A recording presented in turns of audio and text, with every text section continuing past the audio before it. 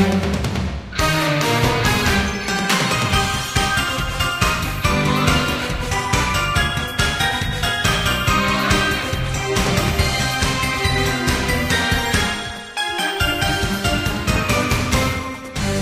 めんね素直じゃなくて夢の中なら言える思考回路はショート寸前今すぐ会いたいよ泣きたくなるよなムーンライト電話もできないみんなだって純情のしようハートは万華鏡月の光に導かれ何度も巡り合う星座の瞬き数え占う恋の行方同じ国に生まれたのミラクルロマンス信じているのミラクルロマンス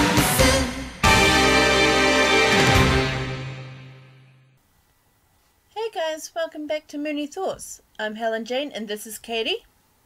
Hey guys. Oh man, can't believe last month so much Pool-Lip dolls to go through. The worst part about there being so many Pool-Lip dolls is that I want all of them, and I can have none of them. Yeah, and knowing how like of course more things pop up. So it's time to have a bit more look at more of the info of the start dates of Sera Myu and Crystal. Yay! I'm so excited. If you are in Japan, it already has started on Tokyo MX, which starts at 2300 or 11 o'clock at night apparently, and that will be happening every single Monday. It started airing on April 4th, so you guys will already have had one episode in Japan. Yeah. Television in Hokkaido will start airing it on April 10th, which is a Sunday, and then it will air it every Sunday after that. It's the exact same thing for TV Aichi, I think I pronounced that right? Aichi? Yep. And except for the time, which is about 13 minutes earlier for TV8, or Hook before I say it. I don't know if I stuffed it up, sorry. It's 30 minutes later. I can't read. But anyway, either way, TV Hook starts 25:05, which I don't know what it is. That seems wrong because the military clock only goes to like 23:59, because then it rolls back to 00, which is midnight. That is interesting. This is what we actually got from Crunchyroll, by the way. Yeah. So, but either way, TV Hook is about 30 minutes before TV Aichi does. So, yeah. Sun TV is going to start April 5th, so it'll be earlier. It'll be every Tuesday at what looks to be midnight, but who knows at this point, I guess. TVQ Kayushi broadcasts April 8th, then every Friday by the looks of it, 25:58. And of course, April 8th is Friday. Mm-hmm. And lastly, BS11 will start airing at April 12th, which is a Tuesday, and then every Tuesday after that at what appears to be 11:30 at night. Right, I just remembered, I'll correct myself now, I got this translated from, well, double check for Crunchyroll and the official website, the Sera Myu website. So there could be a translation error. Yeah. We get both a new opening and a new ending. The new opening is called In Love with New Moon, and it's sung by Atsuko Yakushimaru. I'm really excited about the ending song.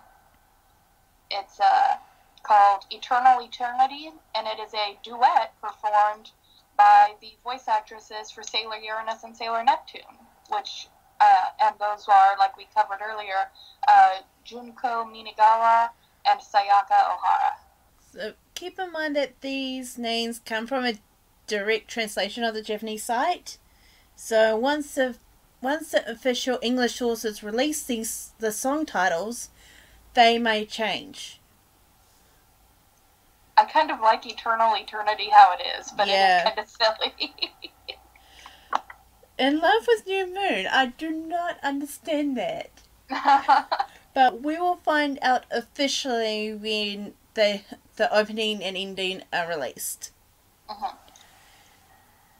Hey guys, we interrupt ourselves to bring some breaking news. Quite a few videos were released after we recorded this part of the episode, but we actually managed to catch it before editing started.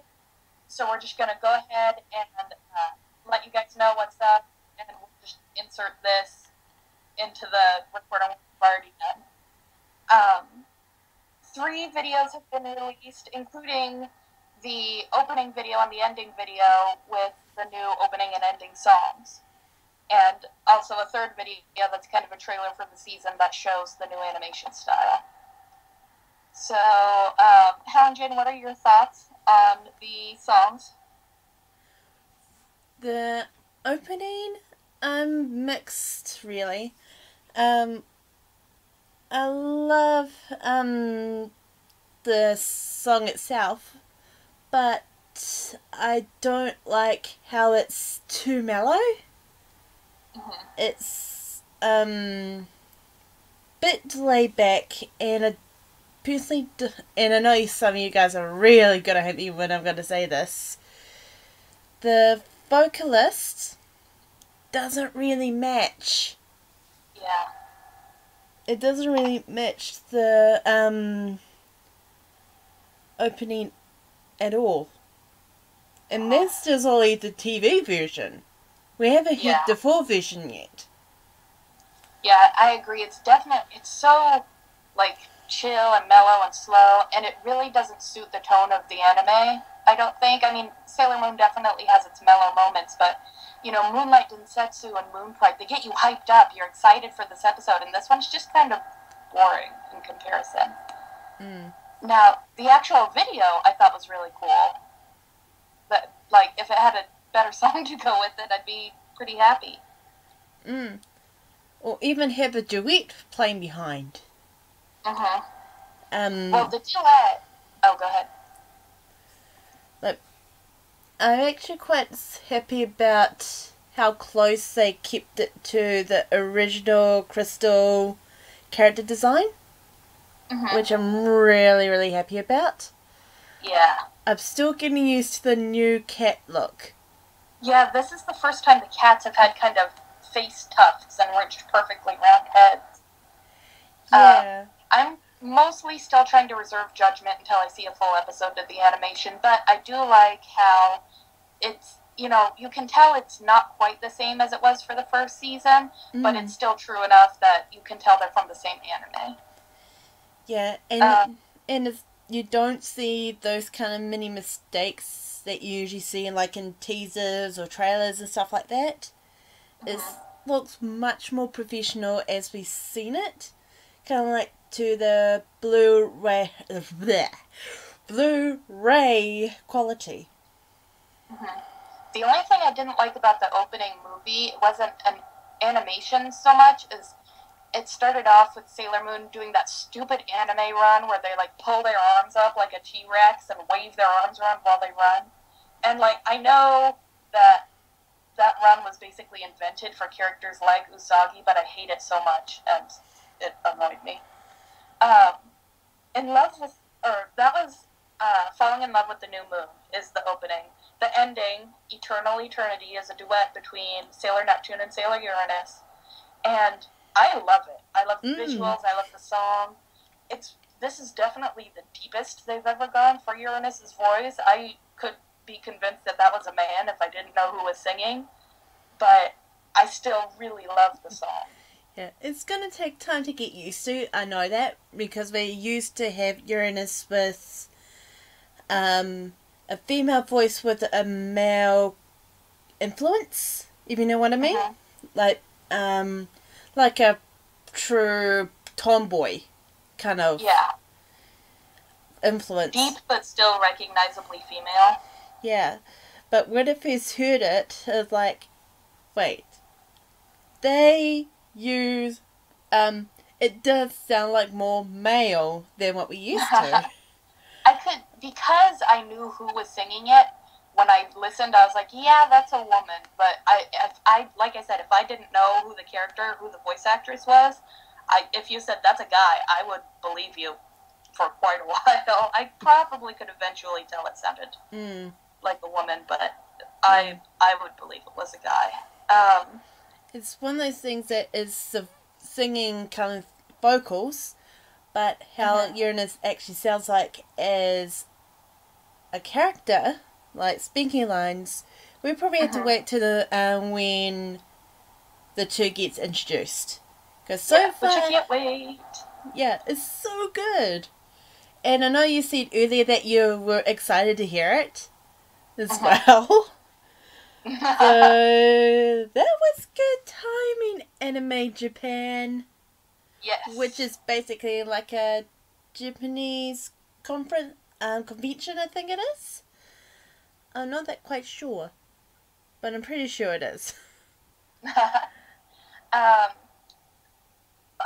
Mitsuko Horie and the people who sang the opening and ending for the first season, Memorial Clover Z, or Memorial, I always mispronounce it, Memorial Clover Z, will both be doing covers of the opening, Fallen in Love with the New Moon, and I'm hoping that there's a better, more upbeat, more, get you into it.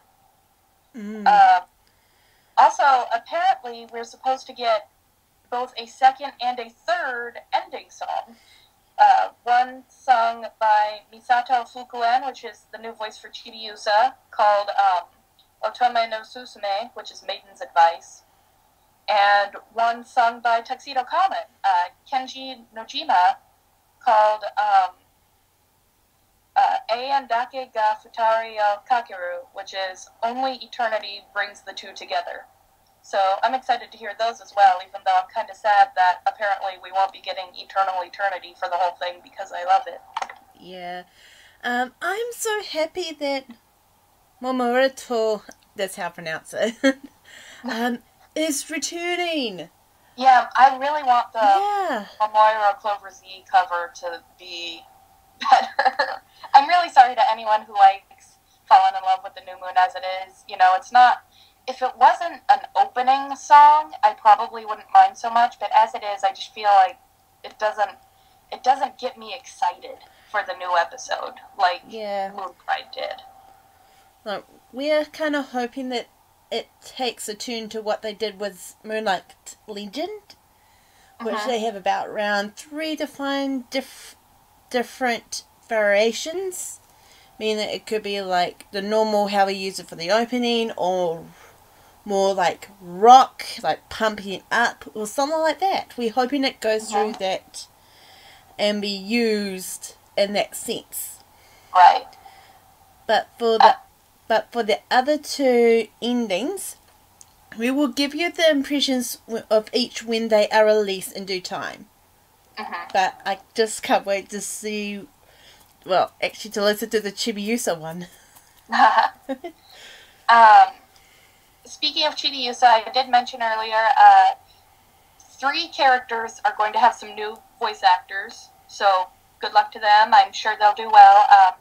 Misato Fukuen is going to be Chibiusa, Yohei Ubayashi is Artemis, and Shoko Nakagawa will be Diana. Next podcast, we have a quick look and see what other roles that they did. So if they're from your favourite anime, best to go and support them, right? Yep. 13 episodes have been confirmed for the Infinity arc, so considering there's 12 chapters of the manga for this arc, our assumption is that something towards the end is going to be turned into a 2-parter, but we'll have to see. Maybe they just do a bonus episode. Yeah. I hope it's a 2-parter at the end, which that means if it ends up being, the second part can be just like the bonus part as well, just to ease into, I think, the dream arc? I think it is? Yeah. Yeah, the dream arc. We don't know if they're actually going to do the dream arc straight after arc 3, but we have to wait and see. No news for that yet, no. Quick thank you to Crunchyroll and to Anime News Network for providing the information. Although, you guys, why couldn't you have done this a little bit earlier so we didn't have to do this insert? But, anyway, we will now return to your regularly scheduled Moonie Thoughts. There is still no news for Simulcast. And, like we were just talking about it a bit before we started recording, I'm actually kind of worried now because I had just assumed naturally they would be simulcasting it, but you would think that they would have mentioned it before now if they were doing it. So now I'm kind of worried that they're not. Yeah, we will keep a lookout and then we will let you know one way or another if this does happen. I'll be keeping an eye on Crunchyroll. And I will keep an eye on Hulu and Neon Alley. And we will let you know if it happens before this video comes out, or in a separate video as an update.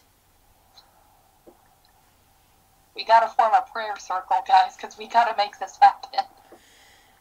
Yeah, and I know that a lot of you guys are really basically hyped for the return of Uranus Long Sword.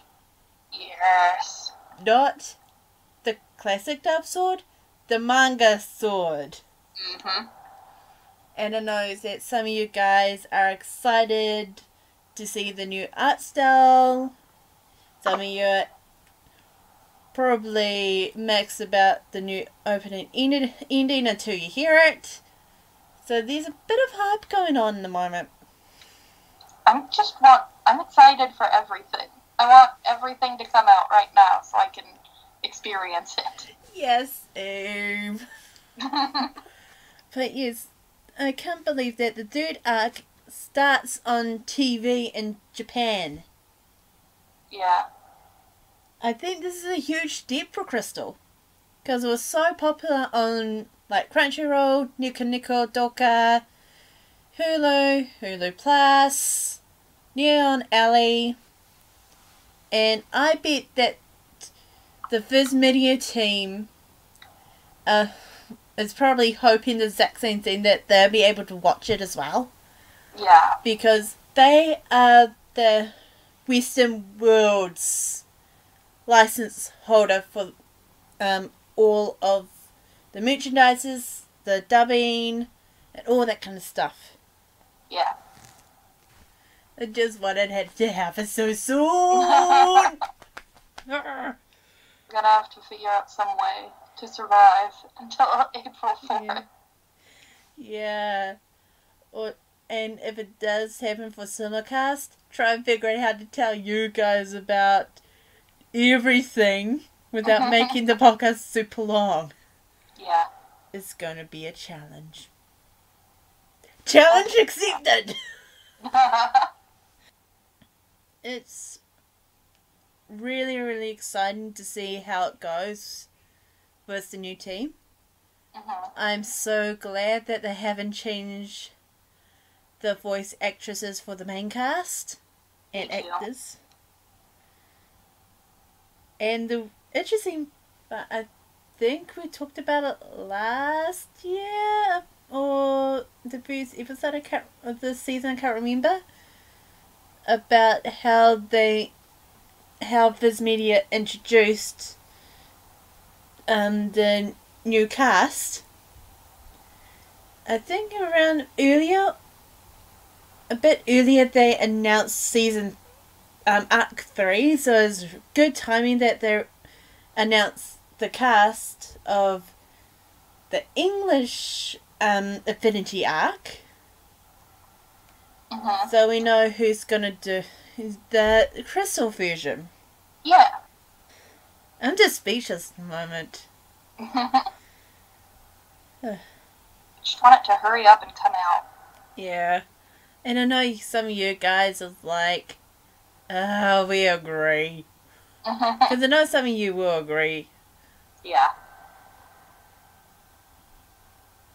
Alright, I think that is all of the season updates we have for this month. So we are going to go ahead and go into our first break song. Sorry. We are going to be... Oh. That was my big guys. Sorry. In a different location this time. Our break song this month is She's Got the Power off of the first US Sailor Moon CD. And I think this is actually a new one for us. We didn't use it we haven't used it yet. Yeah. So, basically, enjoy it. We'll see you guys in a minute. Bye.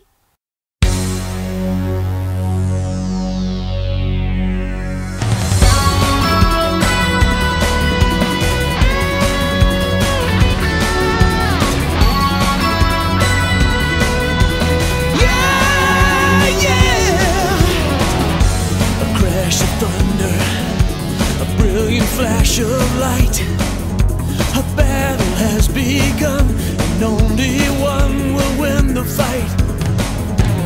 Danger in the air, destroying everything in sight.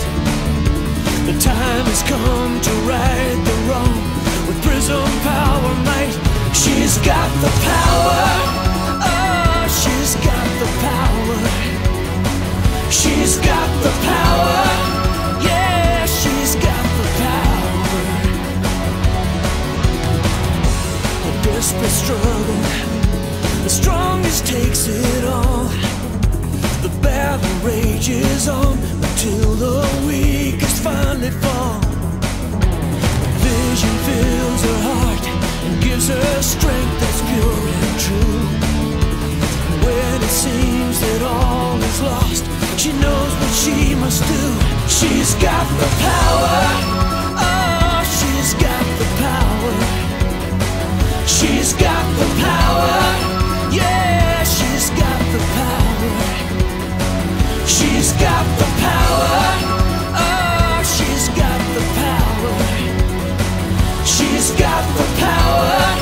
Yeah, she's got the power.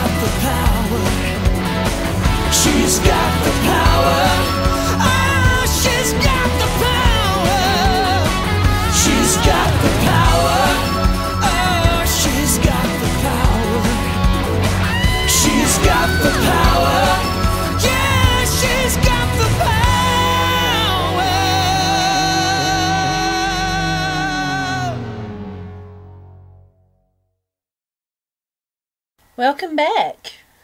Welcome back, guys. Hope you enjoyed.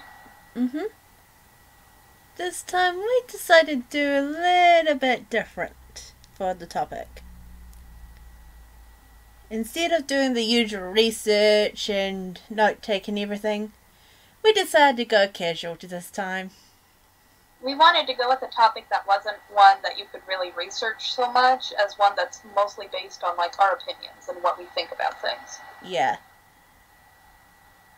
And the topic for this time is relationships within the series. How fitting.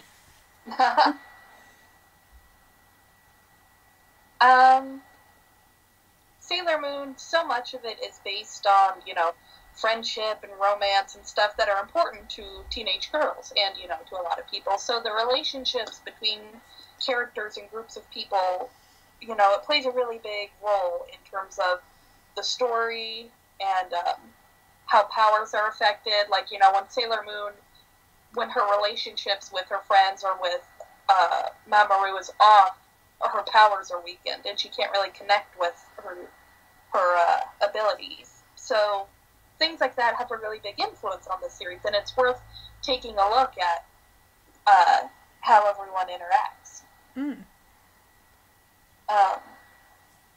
With, I think, one of the biggest and most obvious being that, before the series started, everyone was just sort of off, separate, no one really knew each other. But so many characters, both main characters and side characters, and just basically everyone comes together because Usagi is such a, loving, happy person. She just reaches out to everyone and wants to form a friendship with, characters of the day or with the other Senshi. And it's the relationship she wants to form with everyone that basically makes everything happen. One of my personal favorite relationships, friendships through the series, for a lot of reasons, is Usagi and Rei's friendship.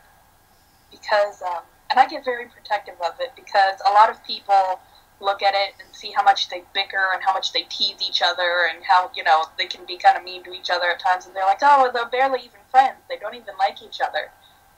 And the thing is, I know how easy it is to look at that kind of relationship and think, oh, well, they must not actually like each other, but the person I have known for my entire life, who has been, my best friend and like a sister to me through my entire life, it is eerie how exactly like Usagi and Rei our relationship is, with her being Usagi and me being Rei. We, we tease each other, we, needle each other, we bicker a lot, but the thing is, it's like I said, that's the kind of thing that sisters do. And, HellenJane, you have sisters, that's true. Yeah, we argue sometimes. Yeah, there are times when you just want to throttle each other, but you love that person so much that it doesn't matter how much you argue and how much you tease each other, because you love them more than you could ever get annoyed with them. And if you see that relationship like a sister relationship, because at the end of the day, all of them became like honorary. Thank you. I can't pronounce that. That kind of way to look at for sisters. Of course, the group is going to argue with each other. That's how bonds are formed. Yeah. Let's put it in a different way. Imagine that you and one of your friends argue and you can't get something through. Then you don't talk for a while. It could be about a few minutes, could be for days. Then you make up and then you get along with each other. And if you think along those lines, think about how Usagi and Rei acts towards each other. Yeah. They bicker. Sometimes they don't speak to each other for a few minutes, but they still get along. Not just because they are teammates. They are friends. And there are moments that Rei and Usagi do get along. And I personally think that gets overlooked more ways than one. It really does. And, like I said, because I have, such a... I feel like I'm experienced in the kind of relationship that they have. People who are... And, I'm not exactly like Rei, and my friend isn't exactly like Usagi, but people who have the tendencies that Rei does and people who have the tendencies that Usagi does really kind of need each other in a whole lot of ways. Because, and I think a lot of times the anime shows that really well, and the manga. The anime, I think, explored it a little better, especially the first one, but, someone who's really quiet and reserved and kind of, not as bombastic as someone as Usagi really does well when they have someone like that who can, pull them out of themselves and make them, talk to other people and talk to them and feel like they have someone they're really connected to.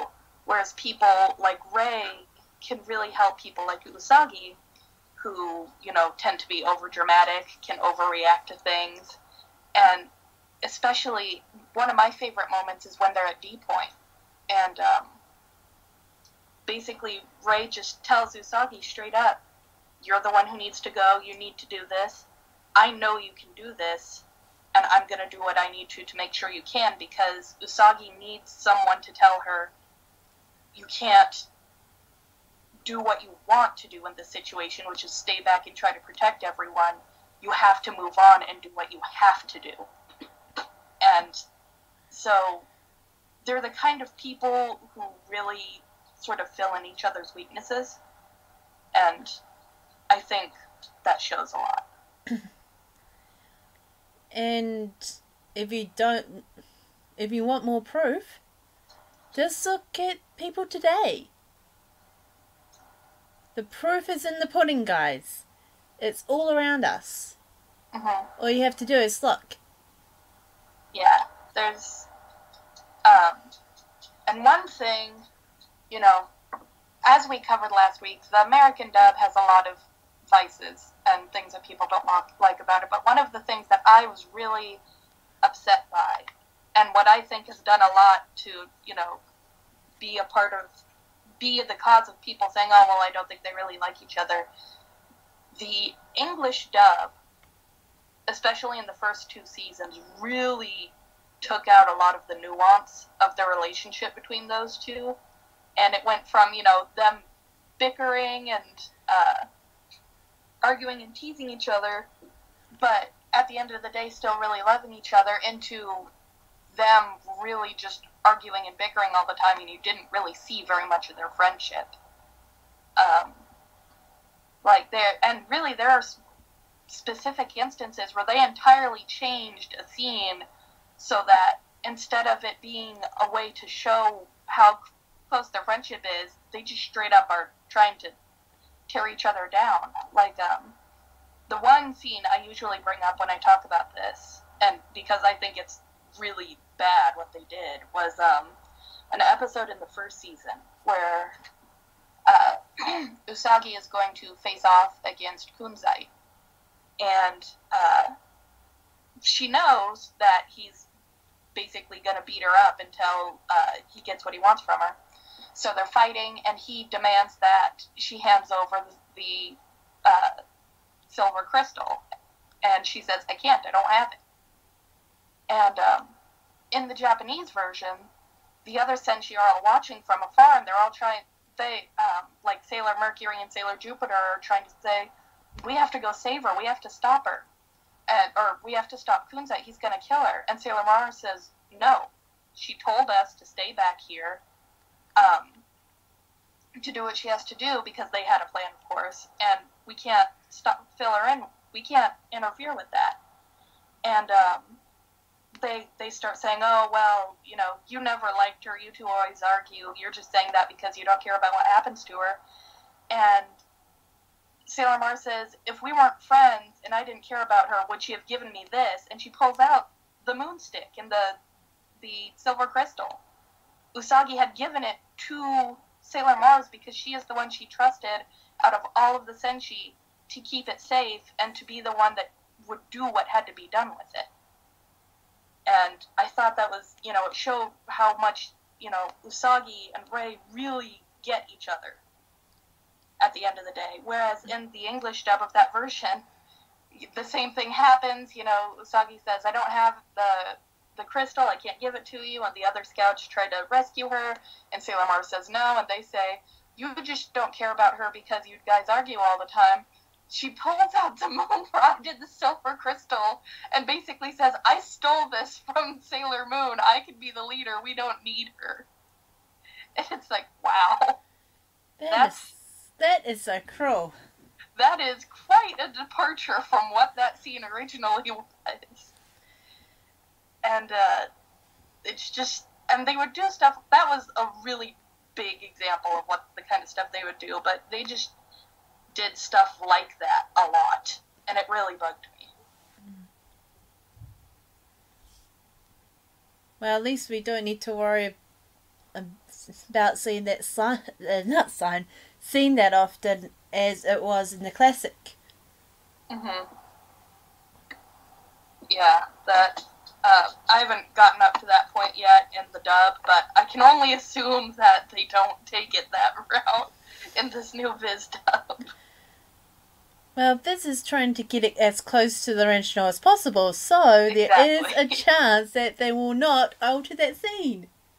Please, Viz Media, let Katie's idea of making sure that the scene doesn't get destroyed. That always, like, it just really pulled me over that they changed it so drastically, too. She straight up stole the crystal and doesn't care if Sailor Moon dies. Like, wow. So, yeah, and, I mean, I could talk about them for a long time, but we're trying to keep this fairly condensed, so... But I think that's a really important dynamic that the show and the manga have talked about.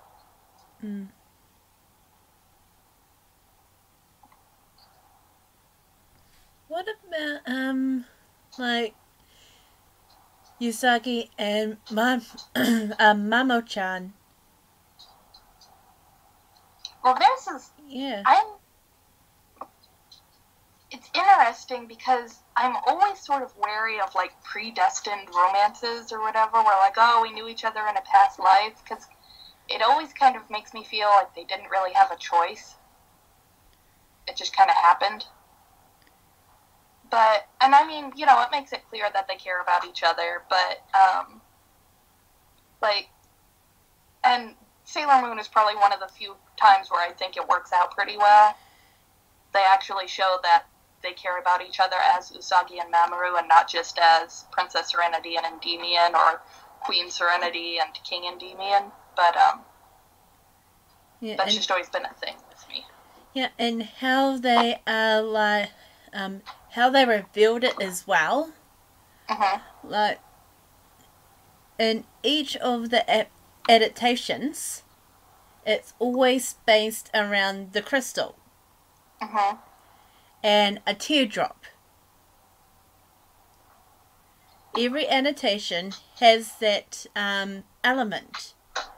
Doesn't matter if it's the manga, doesn't matter if it's PGSM. I do not know if it's the exact same deal with the musicals, but as well as both English dubs, because I know that the classic dub did not cut that out.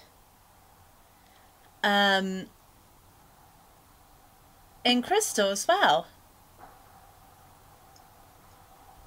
Well, it's kind of like a running theme of any adaptation.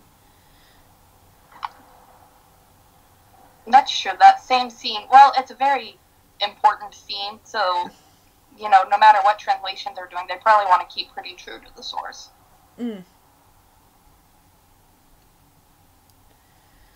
But Oh, go ahead. Yeah. But how it works so well is that when Mamoru and Yusake met, they were annoyed with each other. Uh-huh. And this is why I actually like how it was done, is have those two bicker and all that kind of stuff. I think it was Computer School Blues, I think it was, that Mamoru actually accidentally made Izaki forget about the floppy disk. Oh, yeah. Then the episode before, Mamoru saved Izaki from being an human icicle with a rose. One flick, the steam broke the ice. So at that stage it's love-hate until I think it was that episode. Yeah, it was Day of Destiny. I can't remember exactly what episode name it was. But until that episode when Mamoru and Yusaki was able to get to talk to each other without annoying, then they revealed who they are to each other. Then when Mamoru got hurt, bam, that was the classic English and the Viz dub too. And that's only the example. Of course those two still argue and bicker, because couples do that. Yeah. It's an adaptation of real life couples. I know some of you guys probably won't believe what I just said, but it's true. Couples argue, couples get along. Sometimes they break up for a while, sometimes they do get back together. That is how life works, people. Yep. What was I gonna say? One of my favorite relationships that really does, and I talked about this a lot when we were doing our episode recaps for the first arc, but it's one that has always really intrigued me and that we got so little information about, was the inner Senshi and the Four Generals. Like, until Crystal came out, all we really had to go on that was ever a thing was that one illustration in one of the art books and one panel in Sailor V at the very end. And arguably the chapter where she has a crush on a guy who looks a lot like Kunzai. But otherwise, like, that was the only time that was ever really established. And so when we got even a little bit of a confirmation that, one, it actually happened, and just a bit more of an exploration in it in Sailor Moon Crystal, I was really excited, because the idea of that always really appealed to me, and I wish it had been further explored. Maybe it could be a good kind of like spin-off from Crystal, like a new story on its own. Actually explaining more about like the Moon Kingdom. Sure, we have enough information, but I will love to see like about the other Senshi. Of course, one of the times those four did sneak down to Earth, and they spotted the generals, and they probably fell in love in first sight, just like a certain princess. But I would love to see something like that, see if they ended up meeting up with each other, because in that scene it did show that they knew each other. Yeah. Like, Sailor V knew who they were. And it's like, if it has that kind of feel that the generals know the Senshi know the generals. How did they meet? How did they get on? And what did cause them to split before Beryl decided to blindly attack the Moon Kingdom because of her love for Prince Endymion? Well, I assumed that, like, they had been, like I said, there's no confirmation as to what happened, but I had always just assumed that they had been together until Beryl's corruption took over the generals and they attacked. Yeah. There's probably one of the best explanations about that. But what do you guys think? What are your theories about how that happened? How did they meet? How did they get along? And I know a lot of people prefer the Kunzite and Zoisite relationship, but I don't know. I always liked the idea that the generals and the Senshi, the inner Senshi, were together. But the thing is that nearly everyone got reborn, including the generals. So, if that was possible with the two generals getting together as a couple, could it be that they fell in love with each other if at the last minute they realized, if they remember who they were, that they fell in love with the dedicated Senshis first before they fell in love with each other? That could have happened. Who knows? Another thing that would have been cool to explore. Because the manga said that they got reborn with no memories about what happened. Beryl got them and corrupted them, and they had no idea until that moment. Yeah, like I said, it's one you can't even really talk at length about it because canonically there's just so little to go on, but it's something that always really interested me.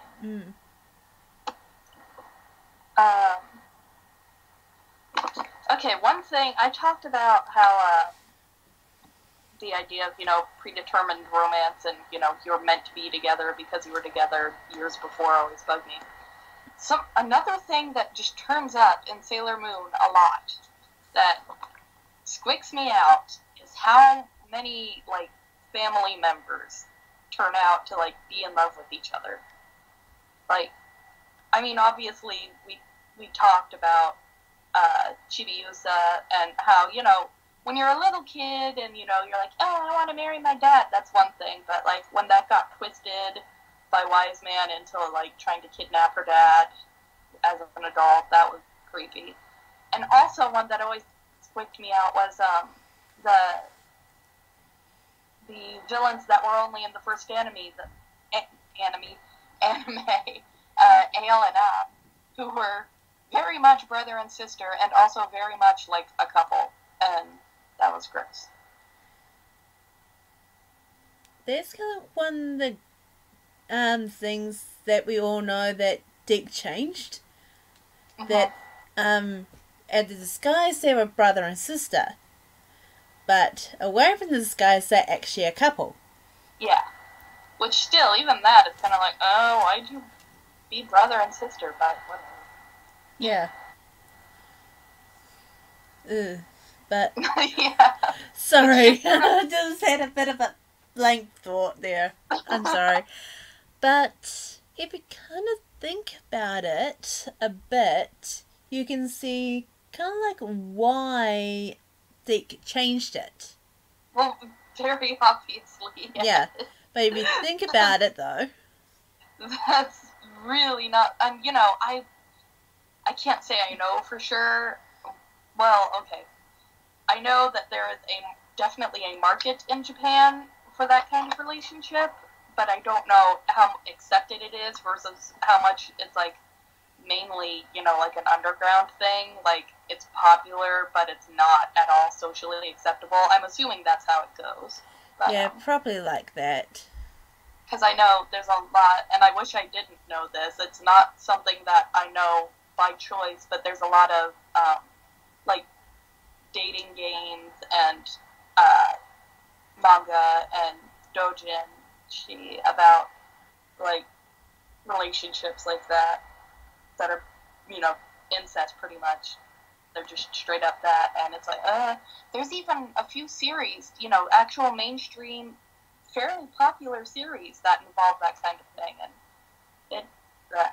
it's just my thing. It squeaks me out. I don't like it. Yeah. Just the fact that it came up at least twice was something that was noteworthy to me, at least. So, talking about Usagi, you know, wanting to be friends with everyone, and pretty much always at some point, she tells villains, I don't want to fight you, why don't we just be friends? And, at one point, at least in the first anime, it actually worked with the, Black Moon sisters. So, which, in the manga, and in Crystal, and in pretty much every other adaptation that I know of that they're included in, they die. They're destroyed, like, well, every other monster is. But, in the first anime, each of them, the Senshi they kind of correlate to, is able to help talk them out of what they're doing, and they actually are able to start lives as normal people. Which I thought was kind of cool, that, you know, for a series that's about how, you know, love and friendship is healing and is important, there actually were some villains that, you know, very much were all about killing the Senshi and defeating them, but actually did see that, hey, we don't need to do this. These people actually care about us, and we can have a happier life by being more chill. Because, you know, it's pretty cliche for heroes to be like, oh, well, you don't have to do this, you know, I'll help you be better or whatever, and the villain always says no, or at least uses it to, like, they pretend they're gonna say yes, but just uses it to trick the hero. But to see it actually work for once was interesting. And it was cool, like I said, given Sailor Moon's themes. Mm-hmm. I mean, Cassidy, she ended up making friends with Ray. And it shows in that episode. Mm-hmm. When the other three got saved, it ended up that the sisters bicker. And it loops back to Usagi and Ray arguing. Yeah. Bickering. Well, one thing to note is, cause that HellenJane just reminded me of, talking about, you know, healing and purifying monsters and stuff. It's true, Sailor Moon had done that, you know, with the Yoma that the Dark Kingdom had corrupted, and, you know, she would use her abilities and purify people who had been corrupted. But with the Spectre sisters, it's notable because she didn't just wave her wand and magically they were better. They had to make a choice, and they chose to come to her side. Then, let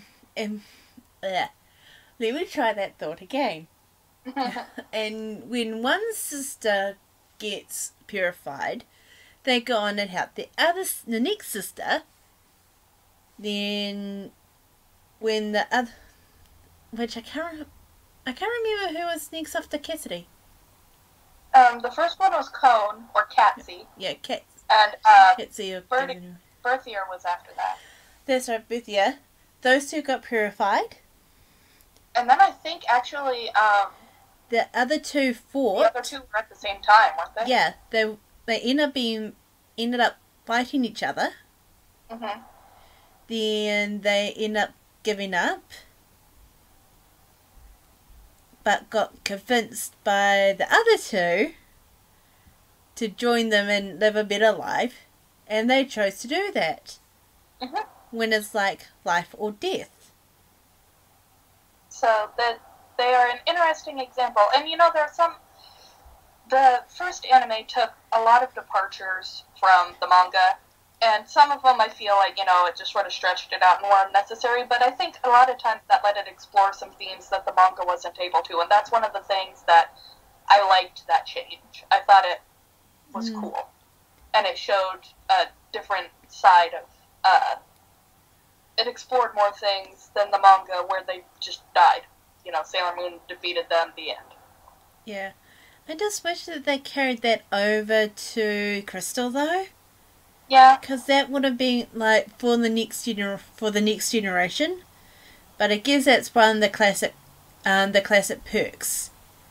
Yeah, like, that's true. Yeah. I know I'm kind of one of them, but a lot of people get angry that the Spectre sisters got redeemed and were able to, regain their human lives, but the generals weren't. And again, it would have been cool because we could have seen more of them and more of that relationship, but alas. There was one of the generals in the classic that lived a double life. Yeah, that's true. For Queen Beryl and for Molly. Mm-hmm. Right, no. Naru! Naru, well, whatever. I think same person.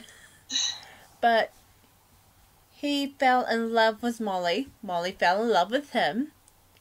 Then when she found the truth, she didn't care. She still loved him. Mm-hmm. And when he died and disappeared, she was totally heartbroken because she lost the love of her life. Yeah, well, at least who she was in love with at that moment. Yeah. She was like 14, so... Yeah, later... She probably found eventually. Way later on, Molly and Malvin got together. Yeah. But at that point of time, it was her love of her life, her first crush. Mm-hmm. And that would be very hard to come by. This is one that we talked about more in the last time too, but Haruka and Michiru, how their relationship was changed, and people tried to say, oh, they're cousins, and no, they're not. They're definitely very much not. I mean, who do you know that can suck blood out of somebody else's hand and has that romantic look still gleaming in that person's eye?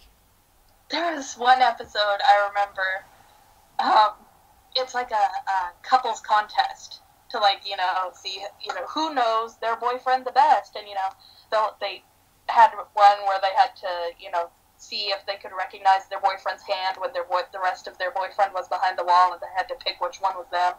And Haruka and Michiru enter it. And in the English, they're like, yeah, we're cousins. We're definitely cousins. We just like doing stuff like this to mess with people. And it's like, you guys, this really just ended up not being a good idea. No. Because I feel like if you have a set of cousins where one, first off, pretends to be a boy and then pretends to be the boyfriend of her cousin, you're not protecting anyone. There's definitely some issues going on there that are worse than just saying these are two girls who love each other. Yeah. But now, since that's more accepted in today's culture, it doesn't really, well, with I can't remember the acronym on top of my head now. What is wrong with me?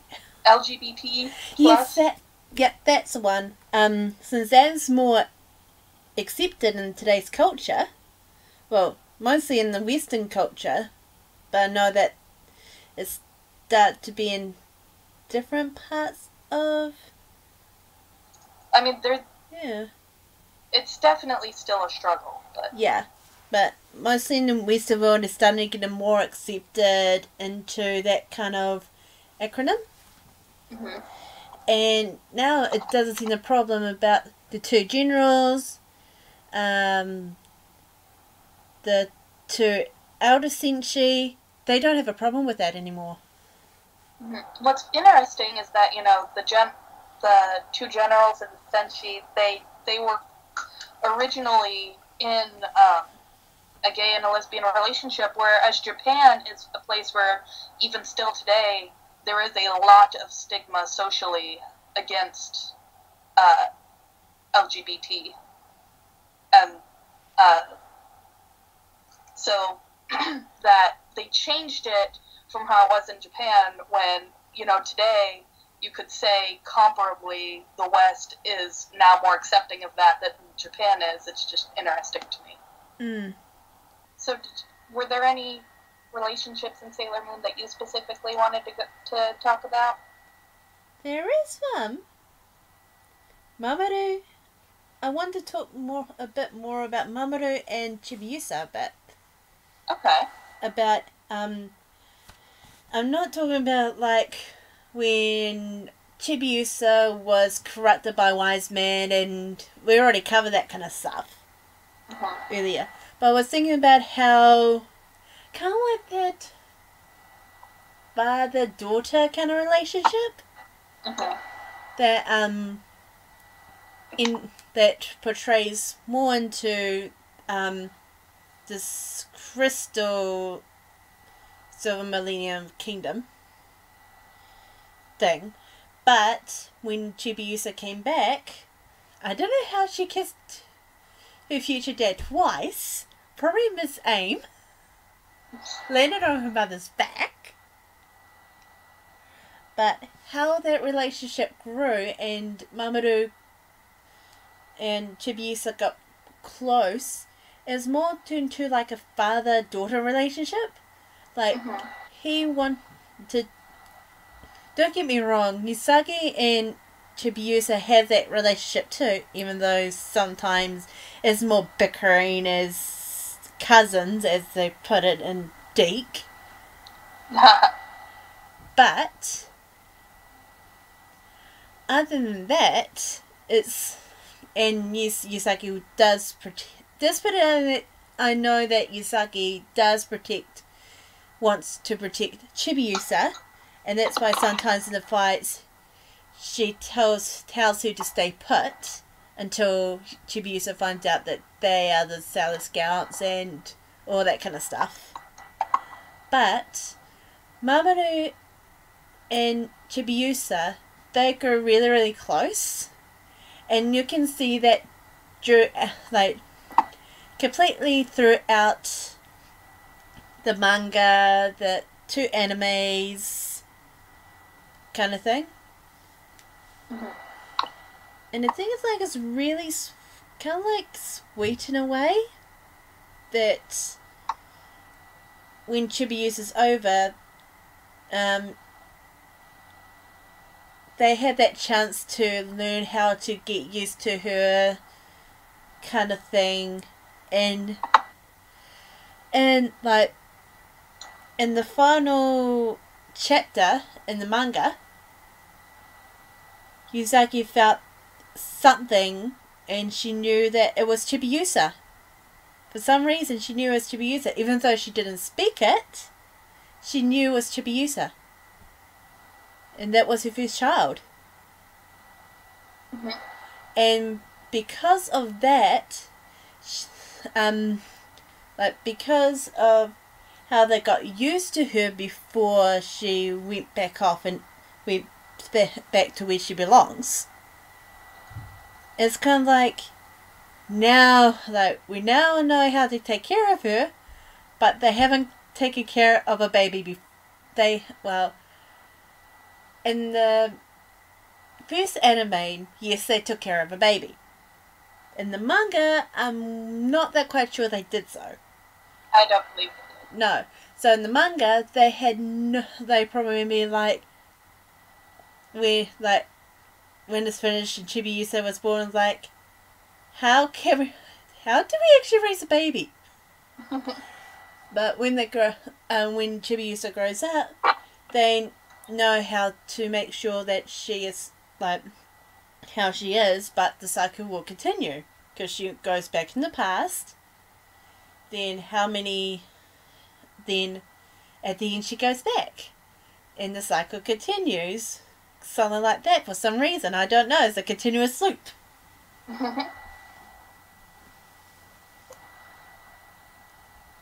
always kind of thought it was interesting that in a lot of ways, you know, Mamoru / Endymion in the future is, you know, kind of the responsible one, whereas Usagi is the, you know, more emotionally guided one, and the one who does what she wants and not necessarily what she should. But I think I get the feeling that in terms of parenting Chibiusa, Mamoru would be the one who, like, kind of spoils her and does whatever she wants, and Usagi would have to be, like, the responsible parent who says no and has to be the party pooper. To the point that she exhausted herself to eternal sleep. That's what caused it, yeah. She was just so sick of Endymion and Chibiusa running around doing dumb stuff. It's like the roles has flipped. Mm-hmm. But I still can't. I still have that image of that scene that I think we shared last year about King and Endymion in the classic. How did it go? Sailor Moon, Tuxedo Buzz, Sailor Moon, or something like that. This is your daughter. And they I think in the Japanese they didn't have that huge spaz out like it was in the English version. The English version made it much more funnier because, like, now I know why she annoys me so much. She reminds me of you. Something like that. And this is from memory that I'll try and find it and put it back down in the description below. Or something like that.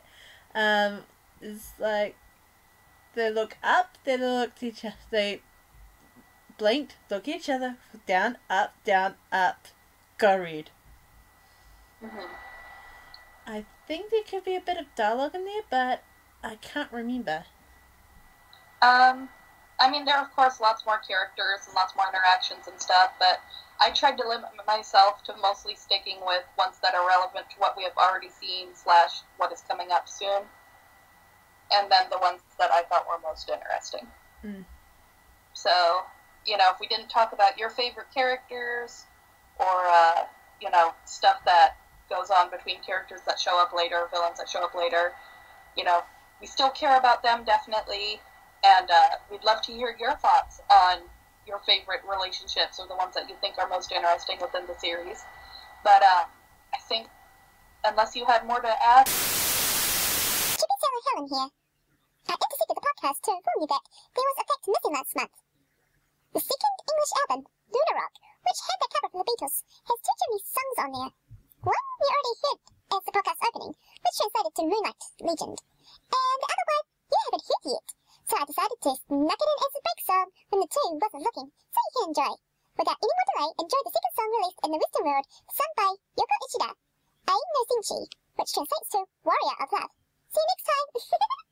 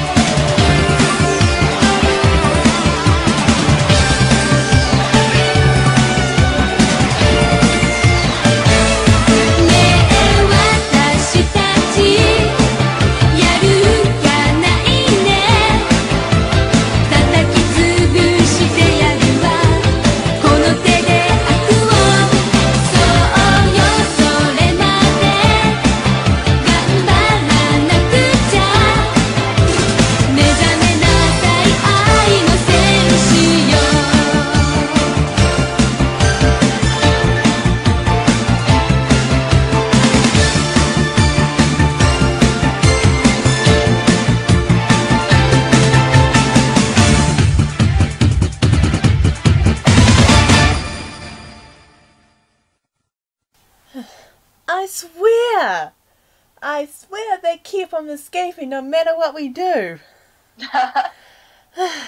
I think we might need to get them a house. Something. Yeah. Anyway, welcome back, guys. Welcome back. We have reached the merch of the podcast, and this month we're going to talk about the Anasui and Sailor Moon collaboration, which includes handbags, jewelry, and hair accessories.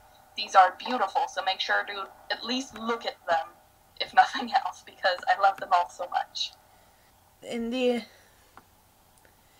their range is amazing.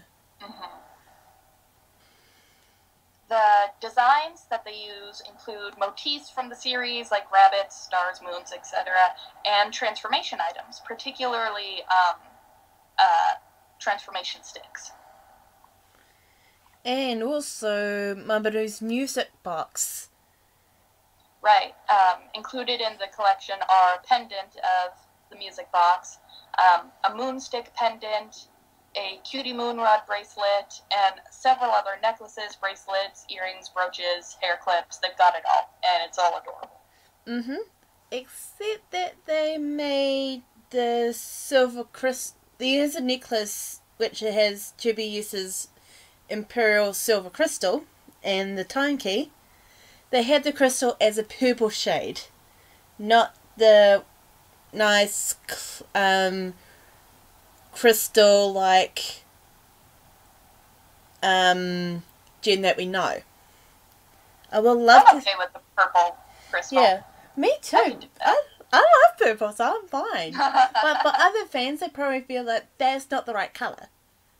It's probably what they have in the time, and either way, it's still gorgeous. It's done for fashion. Yes! There are also 3 styles of purses, each coming in either black, yellow, or light pink. Mm-hmm. Which is really interesting that they decide to use black. Well, black is a good, the night sky, space, it's black. Yeah. And it goes with everything, so it's a good basic color. The last fashion items are wallets, pass cases, and coin cases. And they each come in either black or red. And embroidered with purple. Mm-hmm. There are also other items such as stationery, pens, and mugs that have been recently added to the collection line. These items will be sold from March 16th to April 14th in Japan in places like Tokyo and Osaka and special regional stores. But we will include a link to the Sailor Moon Collectibles page for these items, this collection, and from there you can find a link for purchasing them, should any of you be interested, which I don't blame you because, once again, they're gorgeous. I do not know if they're going to re-release them in the future, because by the time it comes up, I quickly check my calendar. By the time this episode comes up, they will be... I'm not sure if the online sale is within the same time frame as when they're being sold in Japan. It is. So... okay, well, then you guys will have a little over a week, then, to order them, if you want. Pretty much. In 2016, it's next Thursday. Yeah. But if it's past... if you've seen this in the future, still have a look at the page that we're going to provide. It's so gorgeous. They're really pretty. I definitely want, I just haven't really look. I want, even though I wish I had the money, but we don't. I might be weak and get the pen set or something. If I do, I'll make sure to let you guys know and I'll do a little review of it. Yeah. I want the crystal pendant. I want the Serenity Crystal Beret. I want one of the bags. Yeah, one of the purses would be so cute. Yeah, and the pass cases, because that would be really handy if I want to use, for example, something over here is called we have something called a snapper card, which is basically loan money up and you can use it on travel. That'd be so cool to have on and just tap it on the bus and all that kind of stuff. Yes. That would be so awesome. One can only dream. Alright, guys, we have reached the end of this month's podcast. So please remember to email us at mooniethoughts@gmail.com to send in your thoughts on Sailor Moon or on the podcast. And we really want to hear what you guys have to say, so make sure to email us, comment.